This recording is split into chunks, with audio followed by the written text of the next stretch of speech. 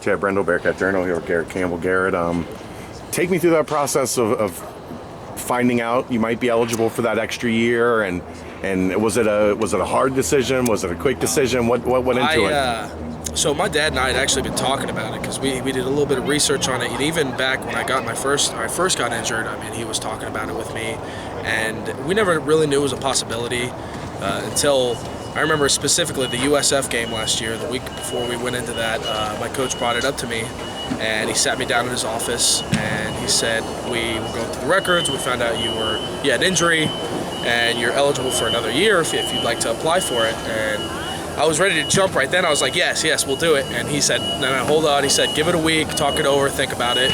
But, I mean, right away I was excited and ready to say yes. So for me, it was a really easy decision. I love being here. I love the atmosphere. I love the game. So, it was instant decision for me. So you get the rare opportunity to be a senior again. Yeah. And what did you learn your first time around being a senior? But a little different scenario because you were battling for a job, and this year you're kind of cemented as you and Trout probably as the go-to guys in that group. Yeah. So last year it was amazing being with my boys and be able to get the experience to kind of play alongside, especially me, Dave Niehaus, and Will Stern being the three walk-ons starting here together at the beginning, and then the all-earning scholarships being able to play. That was such a memorable year for me, and it will always be a senior year to me with my boys, kind of the guys that I came in here with. And like I said, I knew about halfway through the season, a little later into the season, that I was going to get that extra year, that I was very eligible for it. So I don't know how to describe it. It was a senior year to me, but I knew I had the potential to play last year, and especially my game started advancing towards the end of my last year because I never really played before that, and to see, I'm very excited this year to kind of display that end of the year, what I achieved.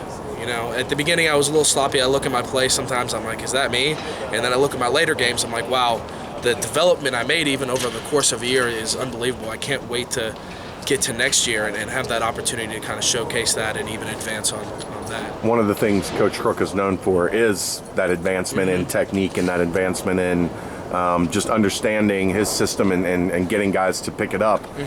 How was that last year as it went along, and even coming into this year now knowing what to expect?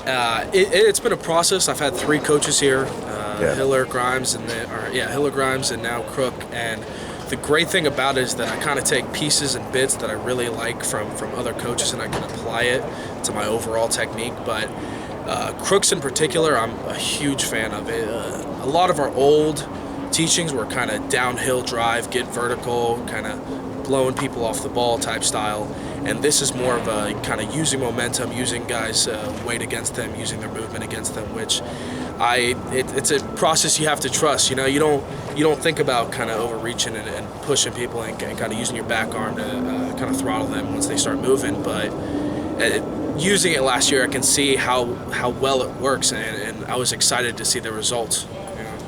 How much have you and Kyle hung out and gotten to know each other, knowing you guys might be that right side this year? It's been unbelievable. Like last year when he came in, automatically he was drawn towards me and I was drawn towards him. I mean, and he came in our friend group with almost no problem. He transitioned just because he's so alike to how we are. And he doesn't get to come down here too much because he lives in Westchester with his wife. He's old and married. Oh, I know, right? But yes, even some of the days where I knew there was like weather coming this winter, I mean, he'd stay and sleep at my place, and just that kind of bond. He's a brother to me. I couldn't imagine anybody else. I'd be so lost this year if he wasn't here. I'll tell you what. You'll see us messing around the whole time over there during practice, and it's just because we just have such a tight-knit bond, The guy on the other side of you, redshirt freshman today, is Jakari Robinson. Yep. Tell us about him. I mean, I know everybody's been very high on him since he got here. Jakari's made unbelievable strides since he's got here. I just remember last year, it's almost incredible to see a true freshman kind of run with the twos, and that was a big responsibility on him, and I think he took it and ran. I mean, he really kind of stepped up in that role, even though he's still a little undersized, underweight. He really stepped up and fulfilled that position. I know he's going to be special. He reminds me a lot of Deshaun Bond, who started his true freshman year too, and they almost look alike. They're almost similar guys, and it's unbelievable, and I can see that talent rising in him. Even from our first days here, I remember him locking down some senior guys, and it's unbelievable to see how far he's come, and I'm really excited to see him fulfill that role this year.